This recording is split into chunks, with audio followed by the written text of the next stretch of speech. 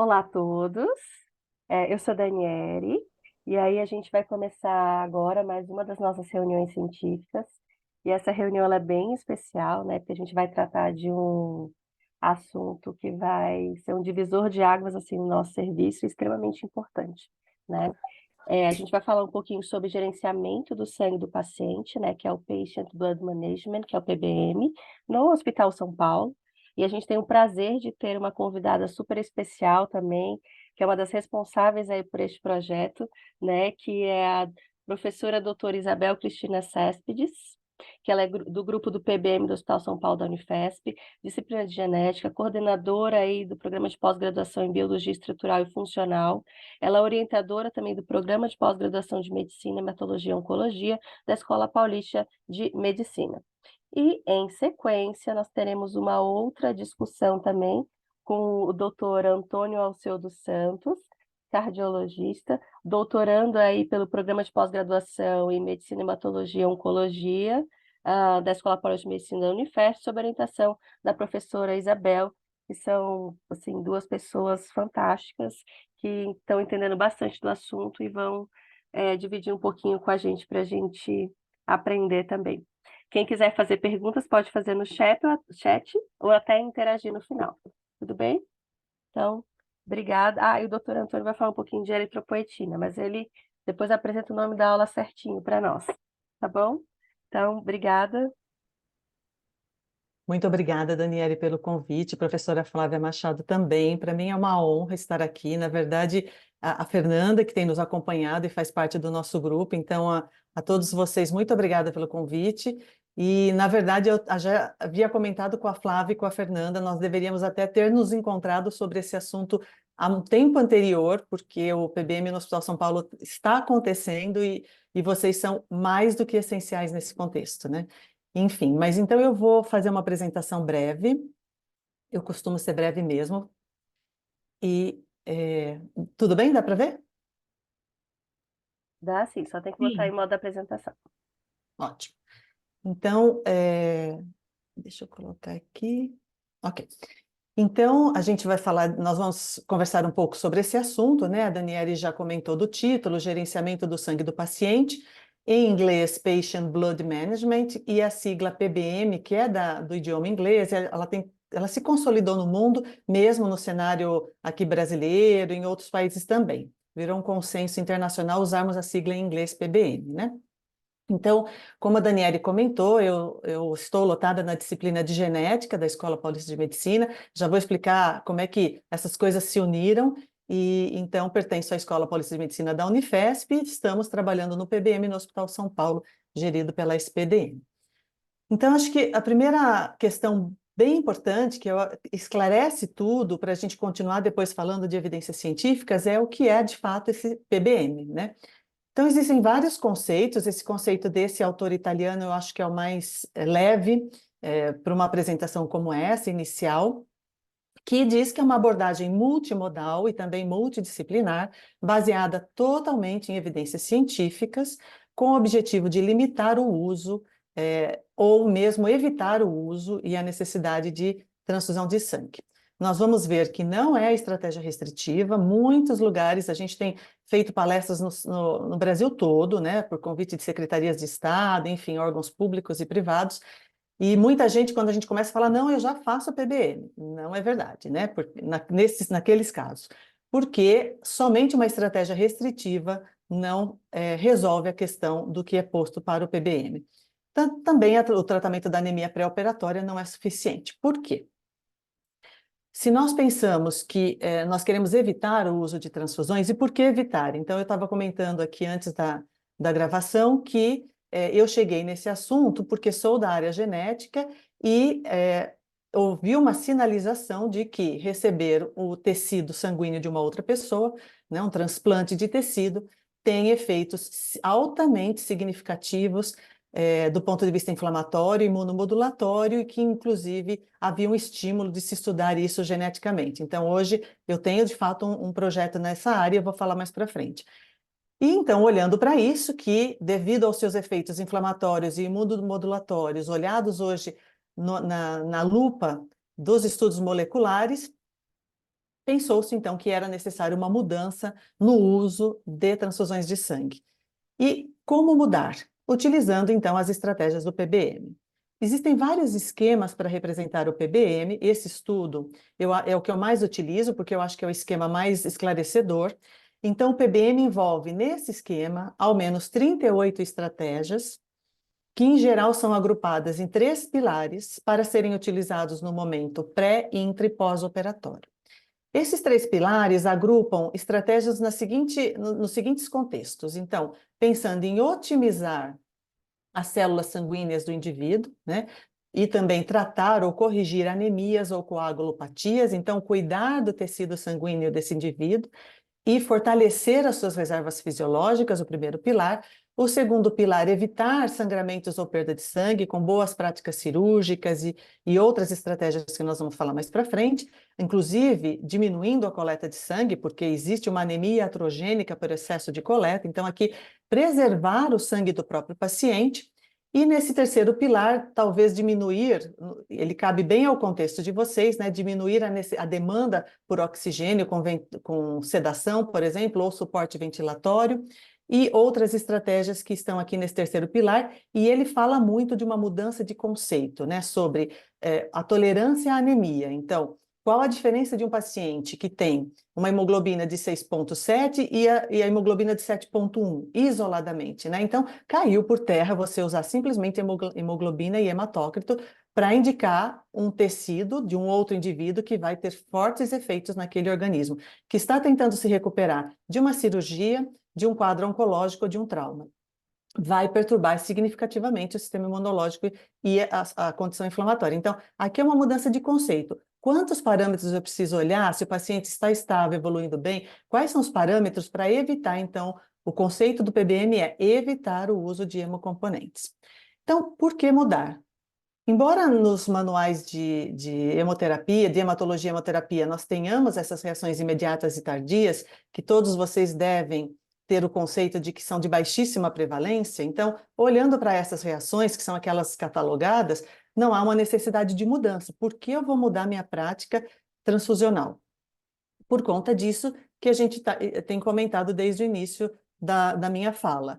Nós temos hoje um outro olhar para o uso de hemocomponentes, a ponto de, nesta revista Nature, de altíssimo impacto, é uma revista que publica apenas aquilo que tem alta relevância para a comunidade científica ou para a conduta clínica ou cirúrgica, ela faz um editorial de capa, em 2015, com esse trocadilho, né? Se nós pensávamos que sangue salva vidas, salvar sangue é que salva vidas. Então, comenta que é um transplante de tecido, faz um efeito imunomodulatório, aumenta significativamente a taxa de infecção, tempo de internação, morbidades e mortalidade. Então, aqui tem um exemplo, inclusive, de um hospital da Califórnia, que reduzindo o uso de concentrado de hemácias em 24%, teve uma redução de tempo de internação de 10 para 6 dias, de mortalidade de 5,5 para 3,3, e isolando-se os fatores confundidores. Muitos questionam, será que no indivíduo que está em piores condições, que recebe mais sangue, tem o pior desfecho? Então, hoje, eu que sou da genética, por exemplo, que costumo trabalhar com tabelas de sequenciamento de 1 milhão de linhas numa tabela Excel, então a gente trabalha com modelagens estatísticas por programação e é muito simples hoje nós isolarmos os fatores confundidores e conseguimos identificar o risco independente da própria transfusão, apesar da doença de base, o tipo de cirurgia, equipe cirúrgica, sexo, idade, e conseguir fazer, então, isolando, então, esse efeito. E, de fato, é isso. Apesar dos fatores confundidores, a transfusão de sangue está associada a tudo isso. Mas não é só isso. Tanto no Brasil como no mundo, custa muito produzir hemocomponente. Apesar da doação aqui no Brasil ser voluntária e gratuita, mas tem um processamento, tem a produção do hemocomponente com um custo e depois o custo novamente intra-hospitalar. Então, esse hospital da Califórnia, com essa simples economia de apenas um dos hemocomponentes, fez uma economia anual de 1,6 milhões de dólares. Então, a gente também está falando de dinheiro público. E esse efeito imunomodulatório tem sido demonstrado em estudos moleculares e celulares. Por exemplo, um indivíduo sem receber uma transfusão de sangue, ele tem a sua célula apresentadora de antígeno que conversa com a sua célula T e ela vai se tornar efetora. Mas um indivíduo que recebeu o hemocomponente de uma outra pessoa, ele recebe uma célula apresentadora de antígeno de um doador que se liga à célula T do receptor por vários mecanismos moleculares e essa célula T se torna enérgica. Isso está comprovado cientificamente. Também, células dendríticas do doador, unindo-se à célula T do receptor, faz a supressão da função macrocitária e diminui também aí por várias outras moléculas presentes numa bolsa de sangue a resposta às células infectadas no indivíduo receptor. Então, essa perturbação imunológica, ela é muito importante. Estudos mostrando, né, as microvesículas presentes numa bolsa de sangue, as microvesículas são elementos que fazem a conversa entre células de um indivíduo para que as condições fisiológicas funcionem normalmente. Então, esse estudo ele é muito bonito, é muito elegante, desde a proteômica até a fisiologia, as mudanças que uma bolsa de sangue faz no organismo de um indivíduo. E esse grupo, um grupo da área de anestesiologia, lá da Austrália, a Austrália é um país muito avançado em PBM, já é política pública, fez então também aqui uma modelagem estatística muito importante, centenas de pacientes mostrando que a transfusão é um fator de risco independente, igual à anemia, igual ao sangramento ou perda de sangue. Então, quando a gente entendia que a transfusão vinha resolver esses problemas, ela tem um risco igualmente a esses outros fatores. Então, nós precisamos olhar com isso com um outro olhar, um olhar atual. Estudos bem robustos cientificamente, como as meta-análises, por exemplo, nessa revista Critical Care, aqui essa meta-análise com 45 estudos e 272 mil pacientes, olhando todas as condições e o desfecho dos pacientes envolvidos, 42 dos estudos analisados mostraram que os riscos das transfusões superam seus benefícios. E esse estudo da Austrália, publicado na Transfusion, então, com o PBM, houve uma queda de mortalidade em 28%, infecção 21%, tempo de internação 15%. Descontando-se todos os fatores confundidores, aqui é da Austrália, inclusive descontou-se a ancestralidade, se era indígena ou não, para, de fato, remover tudo aquilo que pudesse confundir. E esta relação com a queda no uso de hemocomponentes, ela é direta. Nós temos um problema também, talvez os médicos terão que aprender a trabalhar sem hemocomponente, porque há previsão de um colapso. Então, essa publicação coloca o Brasil nesse cenário, mostrando que o número de pacientes não doadores com envelhecimento populacional em relação aos doadores vai aumentar exponencialmente, e daqui a pouco a gente vai ter que deixar os hemocomponentes para situações muito, muito específicas. Então, esse uso à vontade, como se tem hoje, precisa ser mudado. Diante de todo esse contexto, segurança do paciente, custo, envelhecimento populacional e inclusive novas pandemias, a Organização Mundial da Saúde, em 2021, lança então esta política de implementação urgente do PBM, com 230 referências científicas de alto impacto, mostrando que é necessário agirmos em todo o mundo. Ela traz aqui, como eu disse, a Austrália ela é um contexto de saúde pública, o PBM, então, pela Austrália, analisou 600 mil pacientes em 4 grandes hospitais e mostrou, então, que o PBM fez esta queda no uso de hemocomponentes, com essas quedas no desfecho e associado a uma queda, a uma economia de 18 milhões em custos diretos e de 80 a 100 milhões em custos indiretos. Então, é isso que tem se mostrado com a implementação de programas PBM. Esta publicação recente do ano passado, 20 anos de sucesso do PBM no Canadá, 25 hospitais na Grande Toronto. Então, com o PBM, os quadradinhos brancos são pacientes não transfundidos, usando as estratégias do PBM. Tempo de internação significativamente menor. Em que área? Aqui, cirurgia cardíaca e cirurgia ortopédica. E também o pacientes com infecção.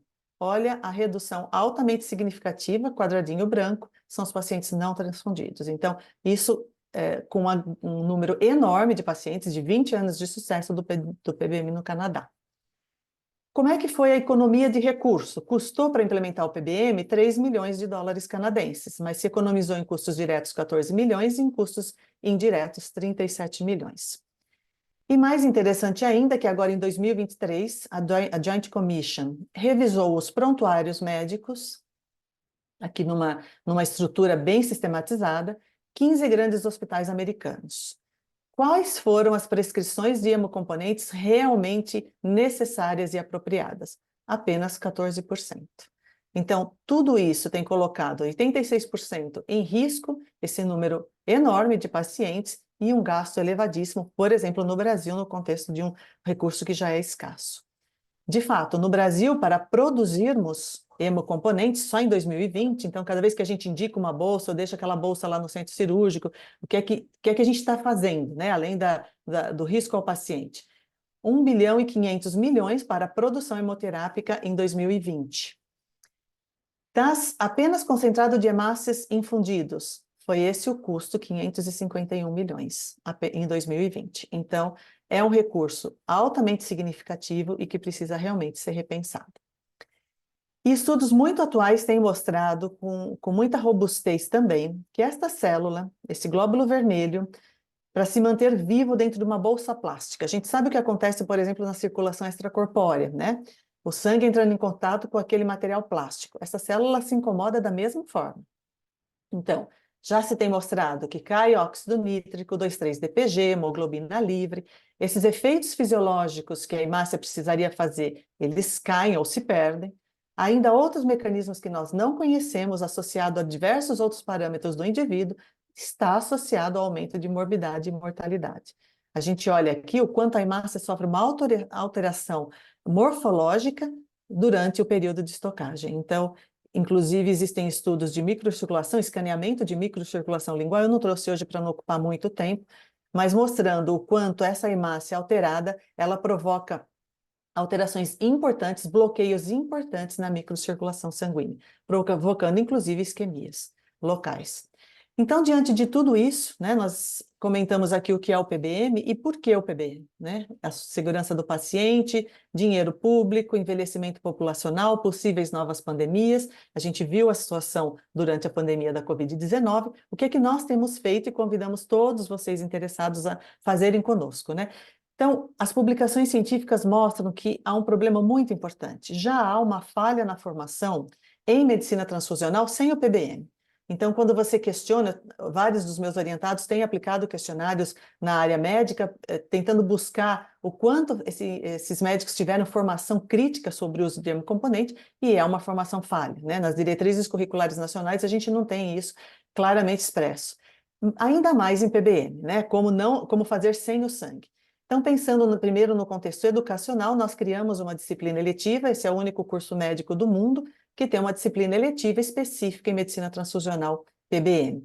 Temos o curso obrigatório para residência médica aqui do Hospital São Paulo, nós apresentamos todo esse assunto para a Coreme em plenária e foi votado por unanimidade que deveria ser um curso obrigatório. Então, além dos nossos futuros médicos, os nossos médicos atuais aqui da residência também já estão aprendendo sobre esse assunto. Temos feito parcerias com várias secretarias de Estado e feito a mesma capacitação, citados por diversas instâncias governamentais, por exemplo, despachos de tribunais de justiça, Procuradoria-Geral de Justiça, assim como já fizemos entrevistas para a Rádio Senado, enfim, o Brasil, o sistema público do Brasil tem olhado para isso e entendido que precisa se tornar uma política pública. A gente tem um outro líder aqui do grupo, o Panfilho, que está presente aqui na sala, ele tem conversado com o Ministério da Educação para que o PBM entre nas diretrizes curriculares, Ministério da Saúde, Conitec, enfim, Câmara Técnica do Conselho Federal de Medicina. Então, essas reuniões têm sido feitas para avançarmos nesse sentido. Nós temos, então, uma linha de pesquisa sobre os efeitos das transfusões, sobre o efeito das suas opções, os efeitos das estratégias do PBM. Hoje eu sou financiada pela FAPESP no estudo que avalia, então, os efeitos epigenéticos das transfusões. E temos o apoio do líder da OMS em PBM, nós tivemos um evento aqui, esse é Axel Hoffman, ele é líder da OMS nesse assunto, e tem entendido que nós somos uma referência no cenário nacional aqui na América Latina, como um hospital que é o primeiro a implementar de fato, olhar para todos os 3 pilares do PBM estar implementando. Essa pesquisadora dos Estados Unidos, este é um intensivista do México, líder da Associação Ibero-Americana de PBM, todo o nosso grupo aqui fizemos esse evento e estamos, então, sendo apoiados por essas pessoas que já têm bastante expertise nesse campo. Da disciplina eletiva, como eu comentei, né, então, publicações do Brasil e do mundo mostrando a falha na formação em medicina transfusional, nós tentamos descobrir se está dando certo ensinar esses alunos que serão futuros médicos, né? Então, o que você sabe sobre medicina transfusional? Primeiro dia, quase nada. Último dia, inovação. De fato, essa é a palavra, né? PBM é inovação na prática transfusional. Comentamos a respeito de um acidente que ocorreu numa estrada entre São Paulo e Minas Gerais, com vários mortos por causa da escassez de hemocomponente disponível. Não havia o que ser feito, porque não havia hemocomponente disponível. E nós apresentamos esse caso para os alunos de graduação. Primeiro dia de aula, contataria hemocentros. No último dia de aula, faria as estratégias do PBM. E na residência médica, tem dado efeito? Este é o curso. O PBM é possível no contexto cirúrgico, trauma, pediatria, gineco-obstetrícia, enfim. Esse é o curso que prepara as pessoas para lidarem ou atuarem no contexto do PBM. Tem dado certo? Então, tem feito sentido, né? Os conteúdos fazem sentido para os residentes? A grande maioria, sim. Foram úteis? A grande maioria, sim. Apresenta relação entre teoria e prática? Também. Vai fazer mudança na tua prática profissional? Também, a grande maioria. Então, é isso que nós temos feito. E aqui no Hospital São Paulo, essa é a nossa página, convidamos todos a consultarem pbm.unifesp.br. Tem a nossa equipe, a nossa missão, várias publicações extremamente úteis, os nossos protocolos, linha de pesquisa, também o que temos feito de ensino e na assistência aqui no Hospital São Paulo.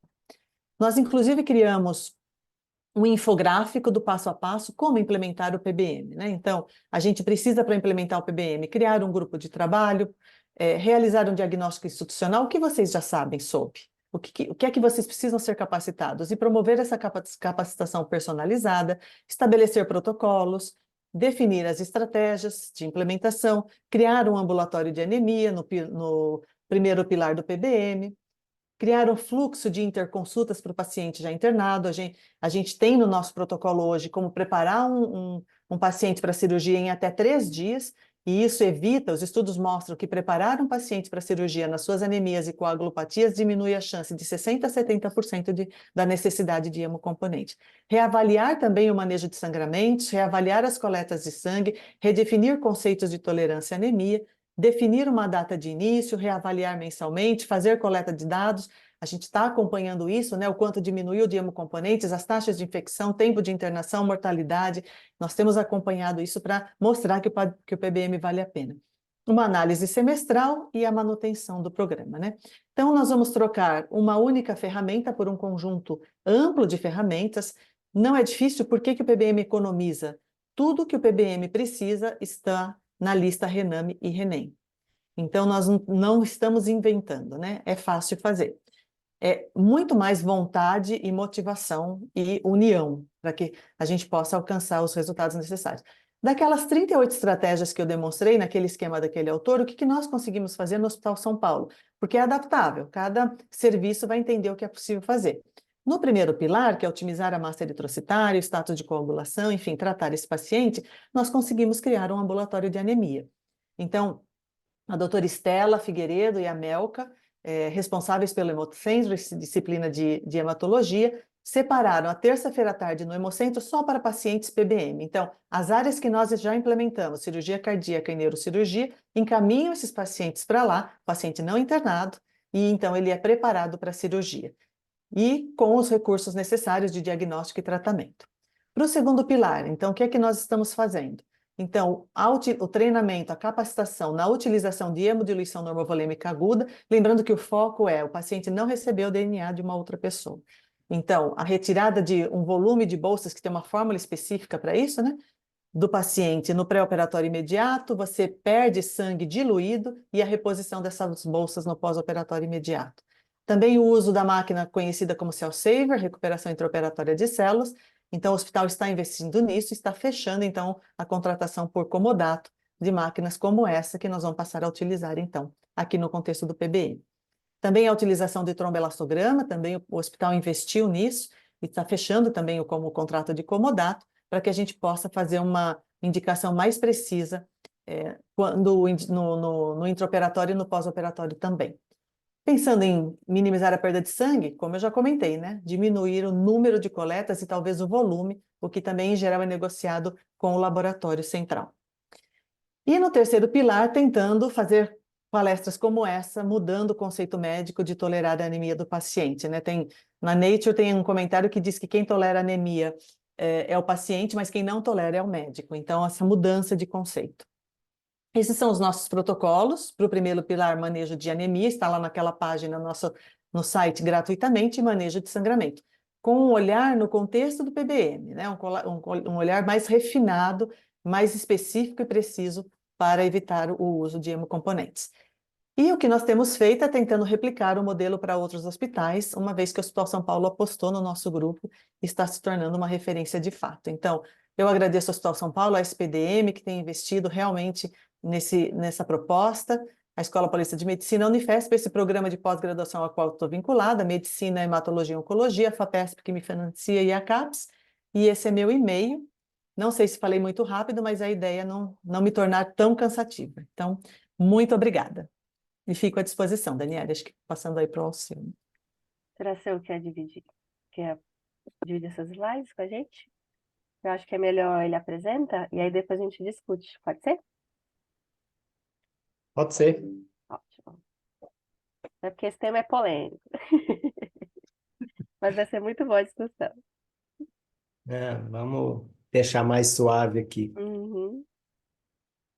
Primeiramente, boa noite a todos, os colegas, médicos, talvez outros profissionais aí. É um prazer a gente estar junto essa noitinha de quinta-feira, pós-feriado.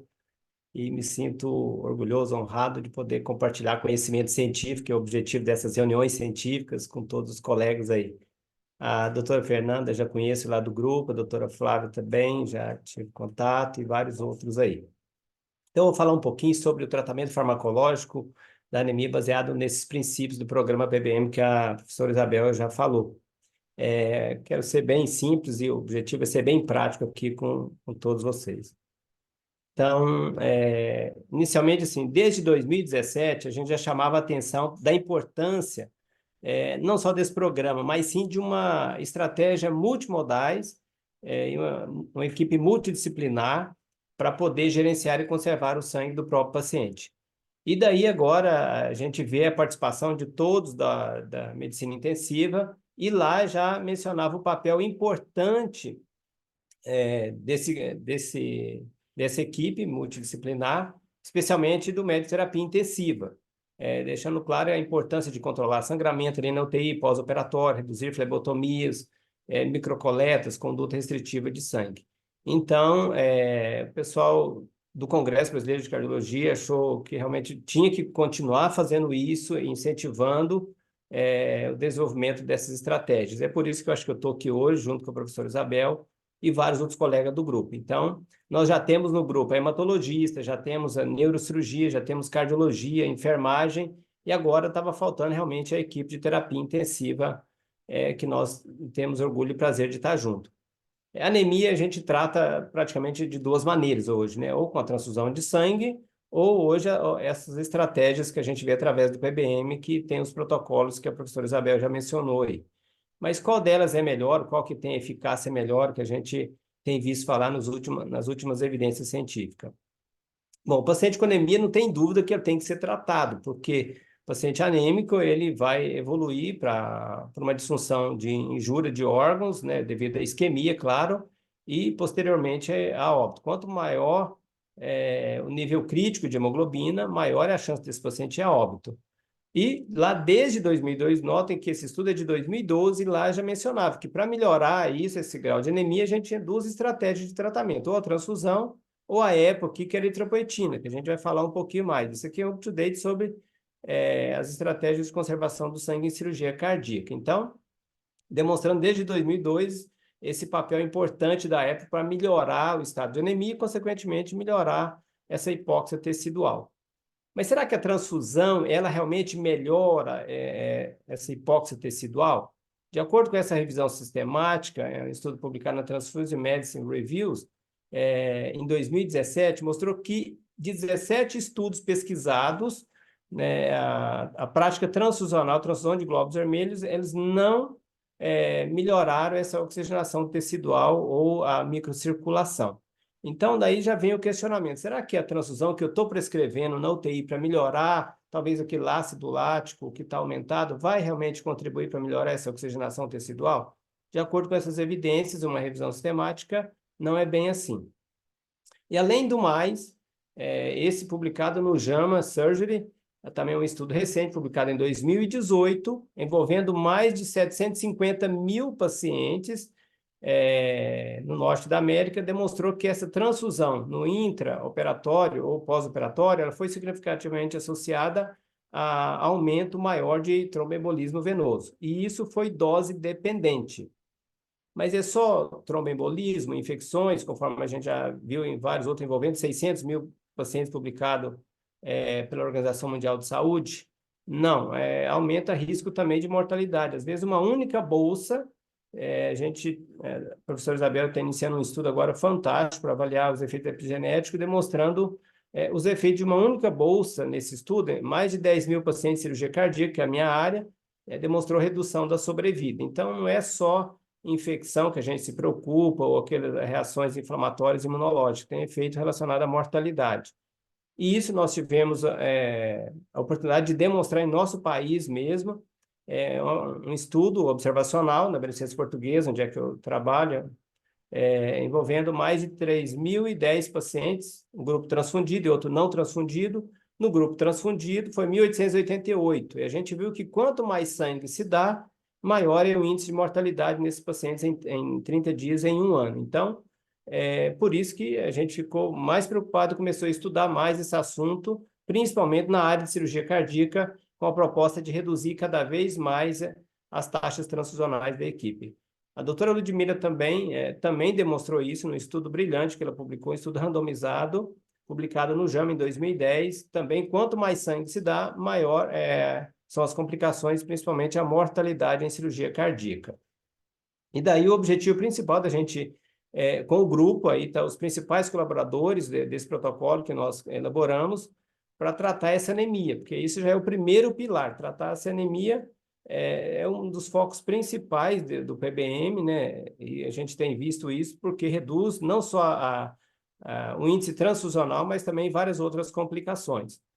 Então, esse eu acho que é o foco principal da aula, demonstrar, porque a gente já estuda muito, quase mais de 20 anos estudando essas estratégias, e aqui uma revisão sistemática e meta-análise. Então a gente está falando de estudo de alto nível de evidência científica, demonstrando em 25 estudos que a eritropoetina, esse agente eritropoético, ele foi capaz de reduzir a transfusão, mas não só isso, e também sem aumentar as complicações, que é a maior preocupação minha quando, lógico, prescrevo eritropoetina, tem estudo demonstrando, mas são estudos menores, baseados talvez em uma ideia mais posterior, mais antiga. Os estudos mais modernos hoje pouco fala sobre os efeitos trombogênicos dela, principalmente AVC e infarto, igual a gente vê aqui, embolia pulmonar e trombose venosa profunda. Então, demonstrando a eficácia e pouco ou quase zero, sem nenhum efeito na mortalidade. Esse aqui eu trouxe esse paper para demonstrar na própria revista nossa brasileira de hematologia, da BHH, demonstrando assim que a eritropoetina é capaz realmente de otimizar a massa eritrocitária para evitar transfusões, e os benefícios da eritropoetina são significativamente altos com relação a reduzir a prática transfusional e menos riscos.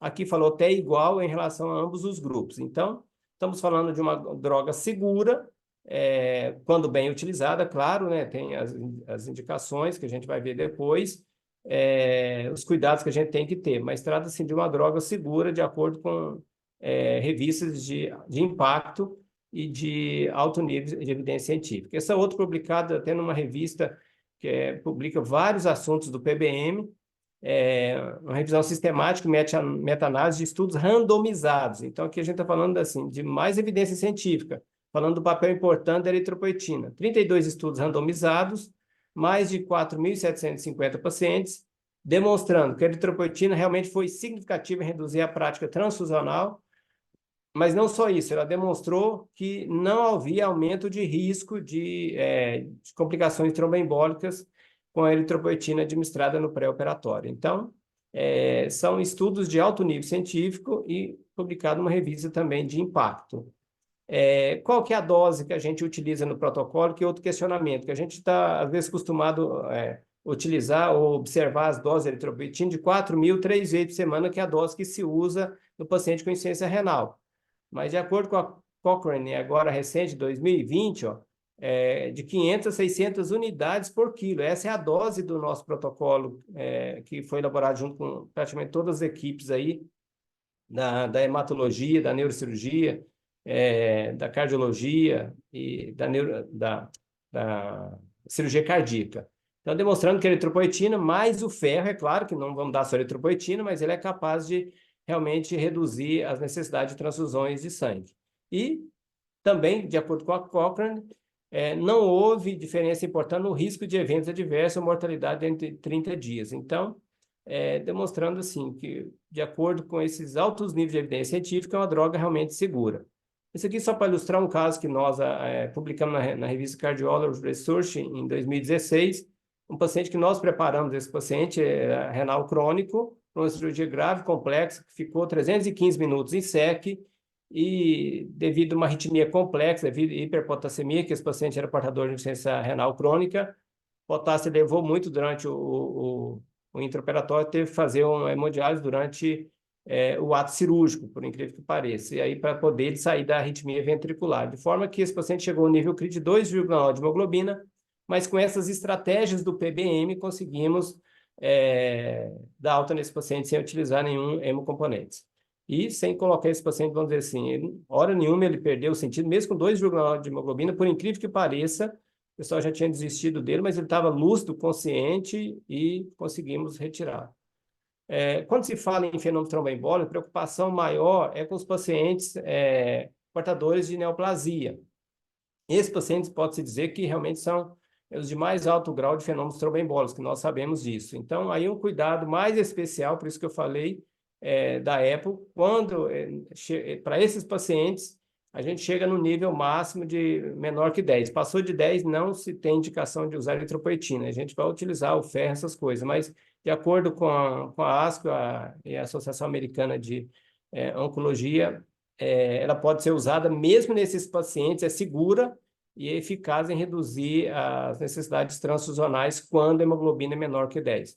Esse outro UpToDate também, que a gente utiliza muito na medicina para poder nos atualizar, também recomenda a eritropoetina nesses pacientes que fazendo uso de quimioterapia, quando a hemoglobina está menor do que 10. Passou de 10, não, os estudos mostram que não tem indicação dela. E as contraindicações que eu falei, principalmente a história de trombose prévia, recente, ou algum período prolongado de imobilização, atividade limitada ou hipertensão não controlada, mas isso não é uma contraindicação absoluta, porque hoje as medicações, diretrizes de hipertensão, a gente consegue controlar muito bem. E para encerrar esse último paper, onde que foi feita realmente uma comparação, um estudo brilhante, que vale a pena vocês, depois talvez, assim, o que gostaram desse tema PBM, que a gente vai estudar muito, e com certeza vamos utilizar muito mais a eritropoetina a partir de então, para tratar essa anemia. É um estudo que envolveu quase 70 mil pacientes e fez uma comparação entre dois grupos, na realidade, três grupos, com eritropoetina e transfusão, basicamente, e viu que, por incrível que pareça, a prática transfusional estava maior associada com risco de fenômenos tromboembólicos do que a própria eritropoetina. Então, é um estudo que a gente assim, respeita ele e de alto nível científico e tirando vários outros fatores confundidores. Então, realmente, a eritropoetina, desde a sua descoberta em 1989, tem sido uma droga cada vez mais testada e aprovada em nosso meio para tratar essa anemia. Porque a outra opção que nós temos, a gente já tem visto, está em falta, e também aumenta os custos. Agradeço a atenção de todos aí, estamos à disposição aí para qualquer dúvida que tiver. Obrigada, as explanações foram ótimas. Chefe, você quer fazer algum comentário antes da gente fazer as perguntas? Não, acho que a gente pode seguir para a discussão, Dani. Depois Fernanda pode comentar. Eu só quero parabenizar aí tanto o Antônio quanto a Isabel pela iniciativa, né? Pelas aulas também que foram ótimas. Acho que depois das perguntas a gente pode discutir um pouquinho essa questão da prática disso dentro da UTI, como a gente pode fazer pragmaticamente, né? Melhorias dentro da nossa própria rotina. Mas Eu acho que a iniciativa do PBM ela veio para ficar, né? O tanto que a gente vai aprender desse universo todo na mudança ali do nosso dia a dia é um caminhar que a gente precisa fazer junto, né? E a Fernanda está aí justamente para facilitar essa transição. Então, vamos deixar as perguntas, vamos deixar a Fernanda falar, depois a gente termina comentando alguma coisa. Tá bom. A gente tem uma pergunta aqui, que é da Maria Inês. O protocolo de transfusão maciça na obstetrícia é diferente dos protocolos de transfusão maciça geral? O protocolo teria que ser diferente?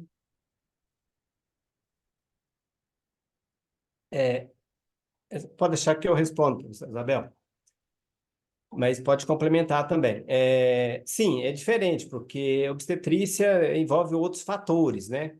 Embora no protocolo que o manejo de sangramento, a gente cita algumas medicações, algumas drogas que podem ser usadas, mas ali tem o papel do médico, né, a causa principal do sangramento, compressão manual, várias outras causas ali que está envolvida.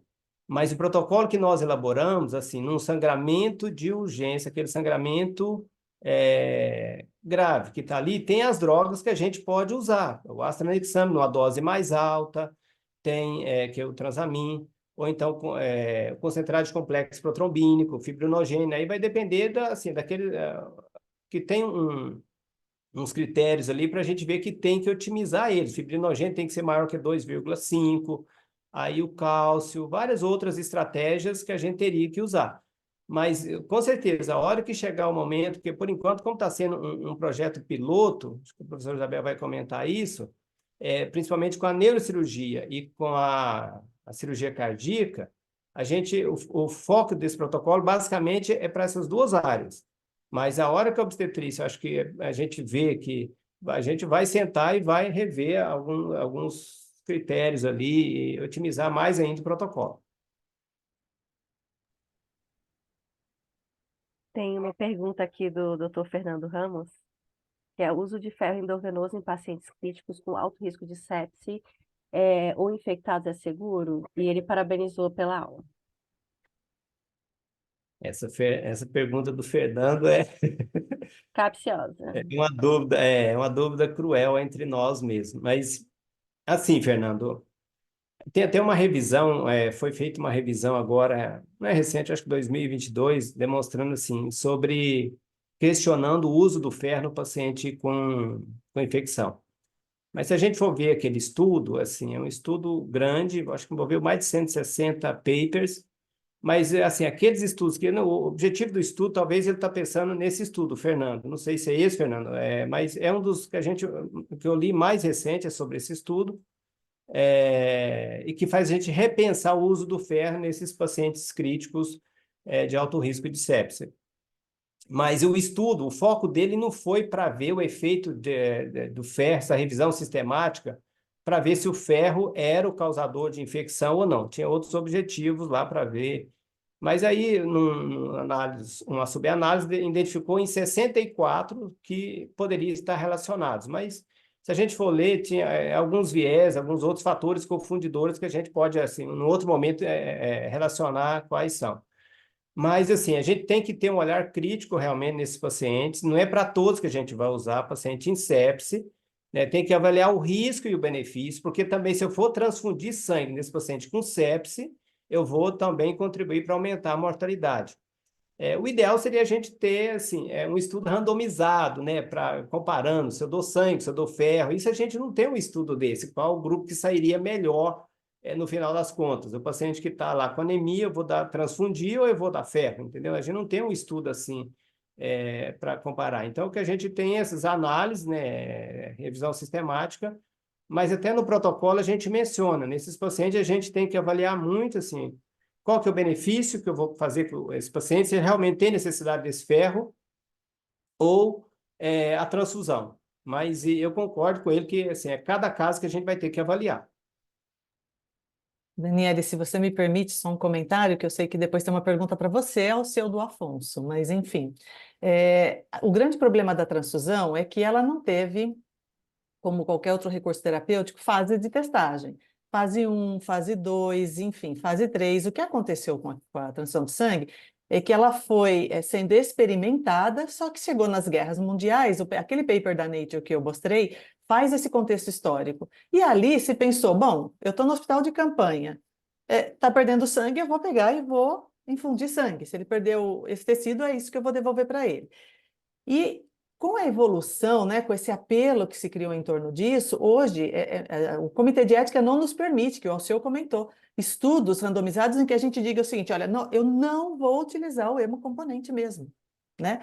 Então, a gente tem uma situação muito crítica na ciência ainda, na questão das transfusões, por isso que o meu estudo e outros que estão tentando buscar o efeito, né, tentar isolar o máximo efeito da transfusão como fator independente, porque a gente não pode, no mundo todo, nunca conseguiu fazer um estudo randomizado de fato. Eu não vou pegar esse grupo e não vou usar mesmo, ponto. Né? O Comitê de Ética não aprovaria.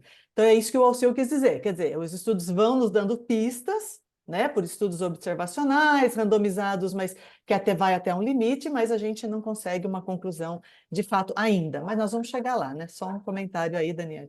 Alceu, é com você aí, passar a pergunta do Afonso, né? Mas eu queria fazer um Pode falar. comentário nessa sua visão, Isabel. Não sei se eu concordo muito, não, sabe? Hoje as redes de pesquisa, né? Hoje a gente tem grandes plataformas de pesquisa. Hoje a gente tem a Andex australiana, está randomizando 40 mil doentes dentro de UTIs no mundo inteiro, a estratégia restritiva e liberal de oxigênio, coisas que há alguns anos a gente não imaginaria que fosse possível, né? Você deixar o doente em estratégia restritiva. Na África, por exemplo, crianças estão sendo randomizadas para serem deixadas em situação de hipóxia, porque oxigênio na África é um produto raro, né? Uhum. Então, o que vai fazer mais mal ou mais bem? Nós temos hoje REMAP, Recovery, Solidarity, grandes plataformas, né? Grandes Sim. redes de pesquisa. E no Brasil, a gente tem a BRICNET, que randomizou recentemente 11 mil pacientes num estudo de terapia intensiva para testar 2 tipos de fluidos diferentes. Eu acho que o racional que a gente tem hoje para ter equipose para uma pergunta como essa é 100% de equipose, tá? Se alguém me perguntar se a BRICNET toparia, se alguém desse dinheiro, né? Se alguém nos desse alguns milhões, se a BRICNET toparia randomizar pacientes com a situação de sepse para serem transfundidos, porque hoje é bem claro para nós em terapia intensiva, né? Que a gente não transfunde ninguém com HB acima de 7. Vai lá, de vez em quando, uma outra situação limítrofe, em que a oferta tecidual de oxigênio estiver muito comprometida, a gente até pode transfundir para um HB acima de 7. E, recentemente, a gente teve um estudo randomizado em pacientes coronarianos, né, que ainda apontou no sentido da estratégia restritiva, com ressalvas, mesmo para doentes com síndrome coronariana aguda. Então, hoje eu teria total equipose de randomizar um doente dentro da UTI para mantê-lo com níveis abaixo de 7 ou dar ferro, né? É Eu que o não vejo problema, nenhum Flávia, óbice ético. Nenhum óbice ético, qualquer comitê de ética teria que aprovar um estudo como esse. Eu tenho alguns problemas em dar ferro sem ter evidência, é justo o contrário, entendeu? Ou é que seja, o... Aham. se a evidência atual é transfundir para um HB de 7, para a gente mudar a prática, a gente vai sim ter que randomizar uns 5 mil doentes aí para chegar à resposta, né? O problema, Flávia, é que esses estudos randomizam estratégia restritiva e liberal, mas não é isso que o PBM fala, Não, acabei né? de dizer, Isabel, É, a randomização seria sim, abaixo de 7 todo mundo, porque isso já exato, é standard of care. A gente não exato. randomiza mais, tá? Isso, Hoje não haveria equipose para randomizar pacientes com sepse para uma estratégia restritiva sim, liberal. A sim. gente teria equipose para deixar em 7 ou 5, por exemplo, entendeu? Uhum. Então, o que você teria que fazer? Você teria que randomizar a partir do 7, se vai deixar cair até 5 e só ficar dando ferro, ou transfundir com 7. É isso que eu estou dizendo. Eu entendo. Você teria que mudar o nível do que você chama restritivo e, ao invés Uhum. de dar sangue, dar ferro. Então, o desenho do estudo, ele é totalmente factível. O que eu acho difícil é arrumar o recurso, né, para isso. É. E, na verdade, também o que muitos têm questionado, né? Eu oriento a chefe da agência transfusional do Hospital de Clínicas da Unicamp, que é uma hematologista altamente experiente, trabalha com transplante hepático na lógica do PBM, né? O que ela fala muito, com muita segurança, né? É assim, quando é que a gente vai demonstrar que a gente não, que na verdade, aquela hemácia que está estocada, será que está fazendo alguma coisa, né? Então é nesse nível que a gente gostaria de chegar numa randomização, num dia dizer, olha, na verdade, gente, é ilusório, né? Tá. Então, para chegar nesse nível que eu comento, sabe? Assim, enfim, mas o meu estudo, ele é o primeiro do mundo, nessa análise epigenética, a gente vai olhar os genes da resposta imunológica e da resposta da cascata inflamatória. E como eles foram mexidos por esse DNA que entrou aí, e aí a gente pode começar a falar assim, tá vendo? Não deveria nem ter entrado no teu corpo, né? Exato. Enfim, mas é isso, Flávia, é isso mesmo. Ao seu, não sei, Daniele, a gente interrompeu aqui. Não, era só fazer um comentário. Talvez, já que para nós é uma quebra violenta aí de paradigmas e existe muita dúvida em relação ao paciente com uma sepse ativa, talvez a gente devesse focar uma reposição de ferro naquele paciente que está crítico crônico internado lá, em que a gente vai cair no HB, de vez em quando a gente transfunde um sanguinho, e que talvez eu repor um ferro não gere tanta angústia assim, e talvez pouparia transfusões, né? Então a gente poderia partir de alguma coisa que é mais confortável para o intensivista e ir pensando em outras coisas aí conforme a evidência vai surgindo, né? Talvez. A gente tem. Perfeito, Dani. Daniele, Sem falar Pode que falar. o teu raciocínio é perfeito, sem falar que todos nós sabemos que numa bolsa de sangue também tem ferro ali, né? O estoque de ferro ali, então você não está deixando de dar ferro, não, não é só o Nolipuru, não, vai dar ferro junto com o sangue também. Com certeza. Tem a outra pergunta aqui, tem algumas perguntas, na verdade, do Afonso, que é boa noite. Quanto à dose de eritropoetina de 500 a 600 unidades por quilo, qual tem maior eficácia? Dose únicas ou fracionadas em dias alternados? Isso é variável, Afonso. Assim, alguns estudos mencionam que a dose, quando o paciente está com anemia, mesmo anemia mais crítica, a maioria dos estudos, por exemplo, no JAMA publicou 40 mil, uma única dose. Tanto é que tem um estudo publicado assim, por isso que já tem até a ampolinha do Eprex, né, que não tem nenhum vínculo em empresa nenhuma, mas de laboratório que já tem ela de 4 mil pronta para ser aplicada. Então, você vê que assim, é dose única. Mas se o paciente está com anemia mais leve, e às vezes assim, está no estado de hipertenso, aí a gente usa a dose fracionada, não tem problema, mas nessa dose de 500 a 600 unidades por quilo por semana, que vai dar mais ou menos em média isso, dependendo do peso, né, de 40 até 50 mil unidades. Quando o paciente está com anemia, resumindo então, o paciente com anemia mais crítica dá aquela dose full, né, de 600 unidades por quilo por semana. E na semana seguinte a gente já pode fracionar e sempre dosar até chegar nos níveis que a gente precisa. Por exemplo, cirurgia cardíaca chegou em 11, tem os limites de parar também, né? A gente já pede esse exame, normalmente semanal, cada 2 semanas. Você quer falar? Você não está desligado seu microfone.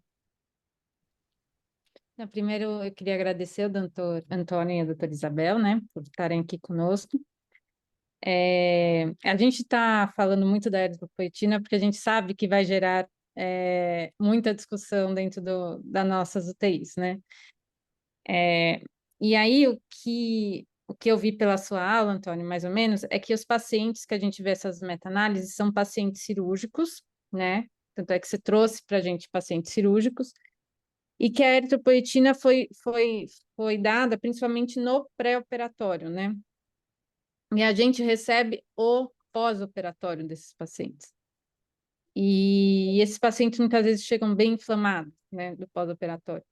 E aí, nesse contexto, e muitas vezes a gente não transfundiria esse paciente, eu não transfundiria ele, porque ele pode ter sangrado no intra-op, mas ele está bem perfundido, ele está parece que a oferta de oxigênio está adequada, tem um HB mais limítrofe ali, mas não tem indicação de transfusão naquele momento. E aí o programa fala, não, tem que manter a eritropoetina diária. E aí eu mesmo fico me perguntando se a gente deveria fazer isso ou não. Por conta de todo o processo inflamatório, se eu não estou aumentando o risco de trombose, sendo que talvez eu nem transfundiria esse paciente. Esse é outro efeito da eritropoetina. Nesses 25 anos, Fernanda, assim, que eu também faço pós-operatório de cirurgia cardíaca. Lá na equipe do Dr. Zé Pedro, você já viu falar, a equipe Tá, já. equipe que mais opera na beneficência portuguesa, agora está nos Estados Unidos, está operando aqui ainda, mas lá a gente já tinha, assim, de rotina, sabe? Hoje a medicina, assim, não é eu, doutor Alceu, mas, assim, pelo que a gente vê, até hoje, assim, nesses 25 anos, nunca tive uma trombose de ponte, essas coisas, mesmo usando...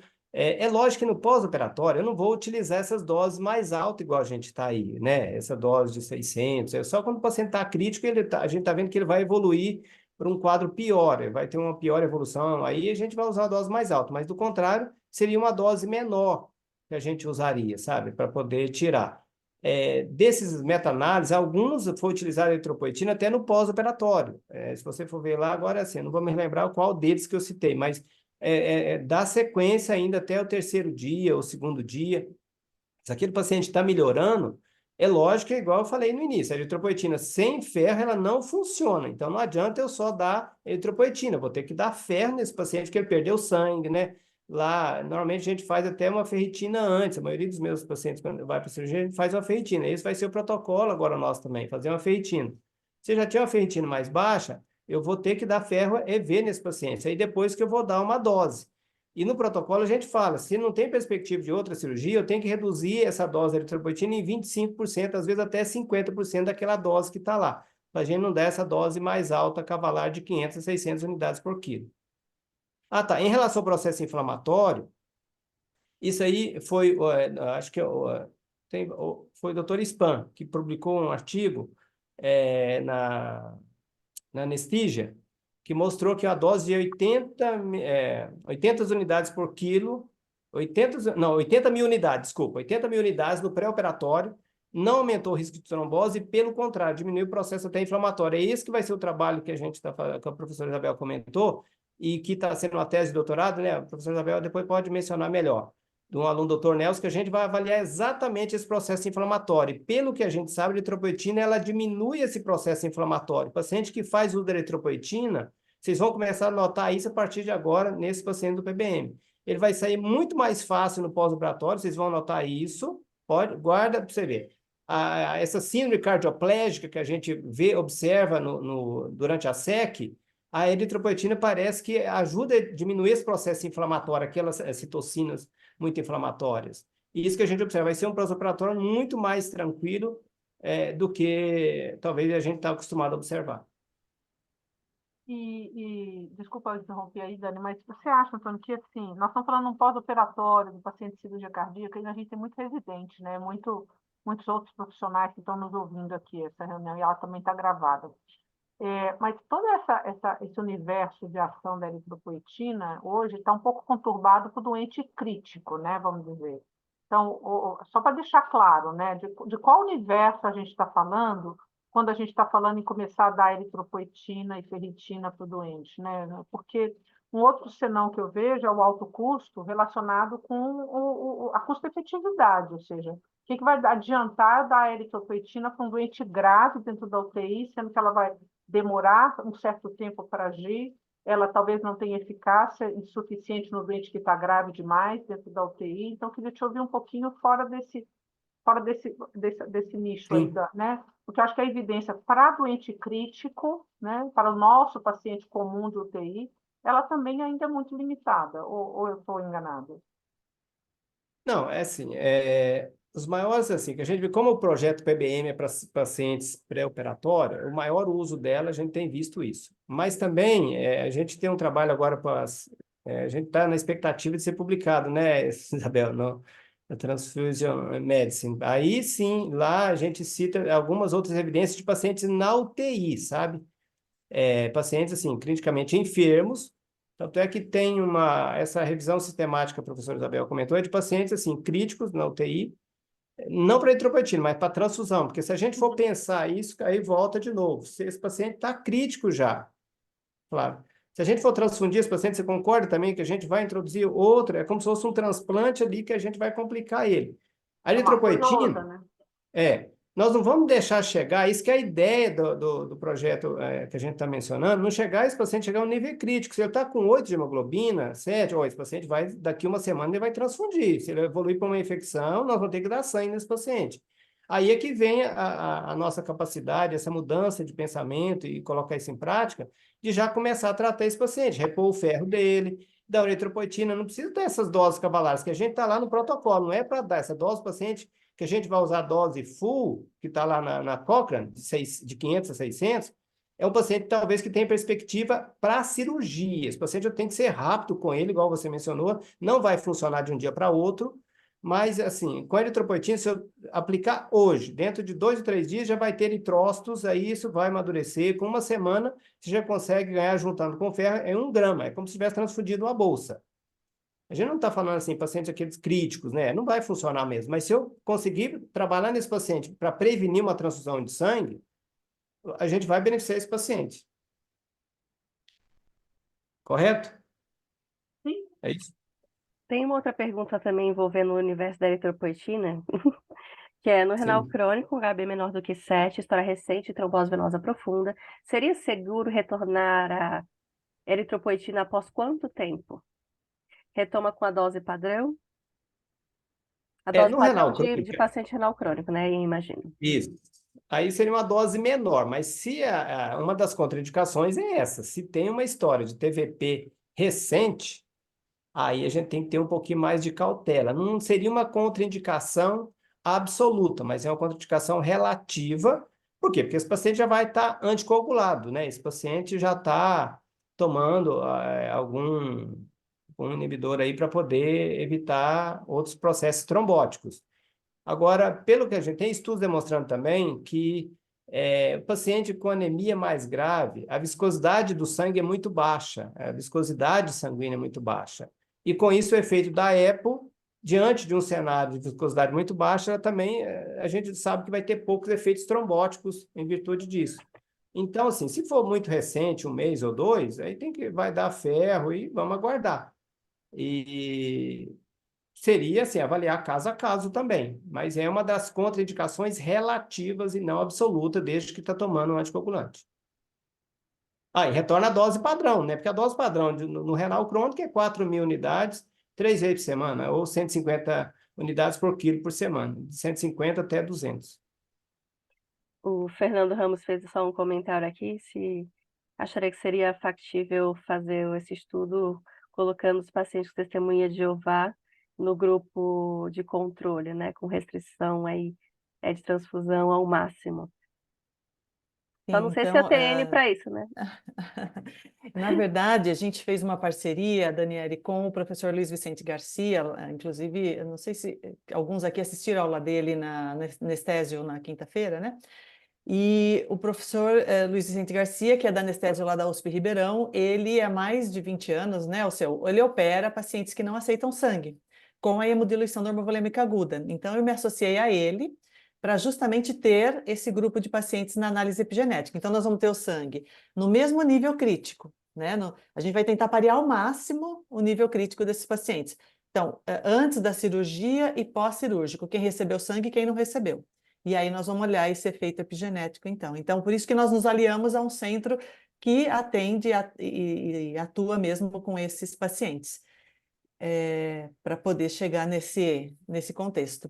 E aí, um comentário importante, só para fechar, que eu sei que está passando a hora, mas assim, a lógica do PBM é o que o Alceu falou muito bem, é uma mudança na linha de cuidado, né? Então, a gente quer que chegue para vocês o melhor possível.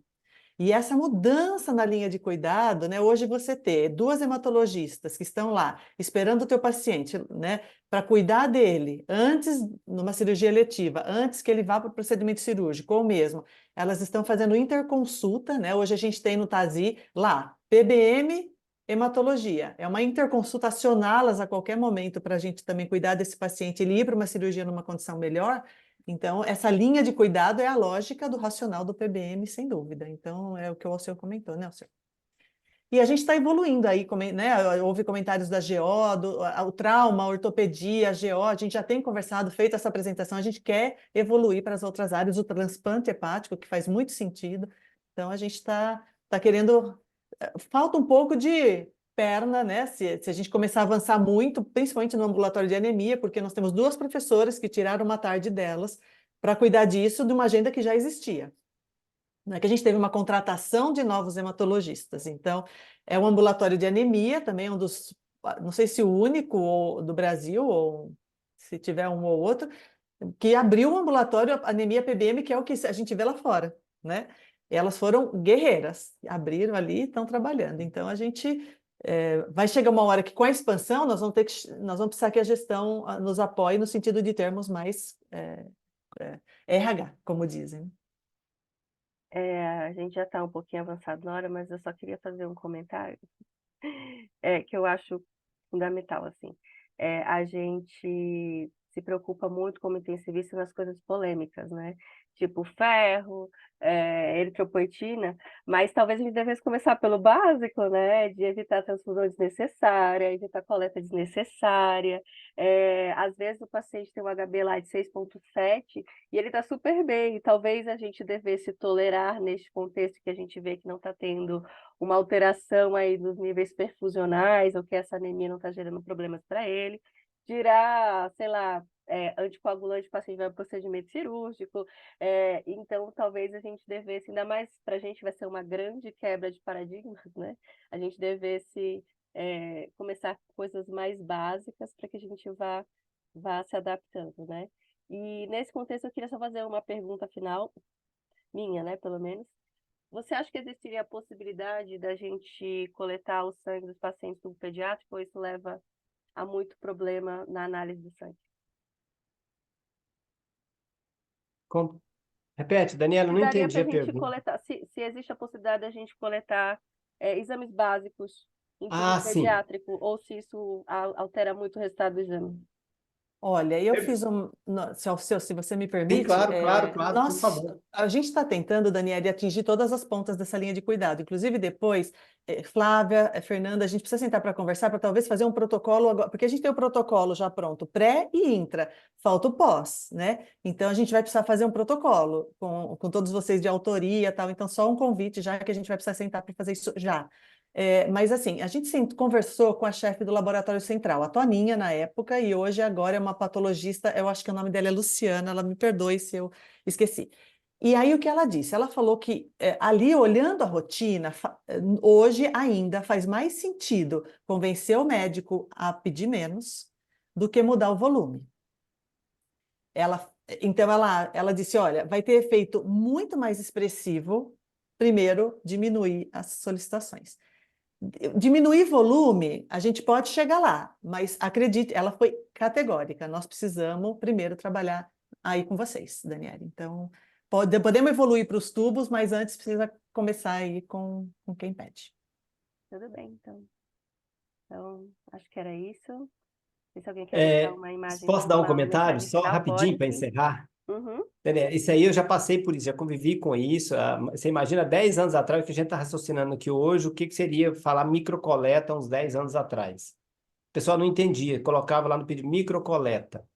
Aí não entendi. Depois vinha a chefe do laboratório, me ligava, doutor, o que é isso? Não é criança, por que vai pedir microcoleta aqui? Aí a gente explicava, não, então colhe. Aí depois, quando eu falei, colhe no tubo pediátrico, aí resolve o problema. Isso que eu quero. Faz o hemograma, os eletródos no tubo pediátrico.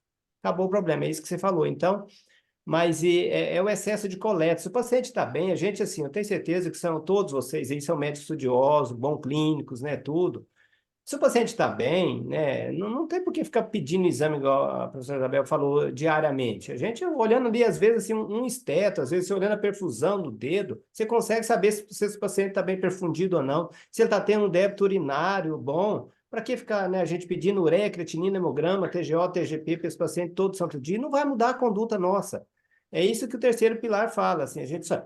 Ou seja, só vai pedir exame se vai mudar a nossa conduta médica lá. Se não for mudar a minha conduta médica com relação ao antibiótico ou alguma droga, né, reposição, fazer hemodiálise ou não, mas isso até isso a gente sabe no olho clínico, né, uma visita de leito ali, a gente tem noção se esse paciente precisa de mudar a conduta ou não. Essa é a ideia principal.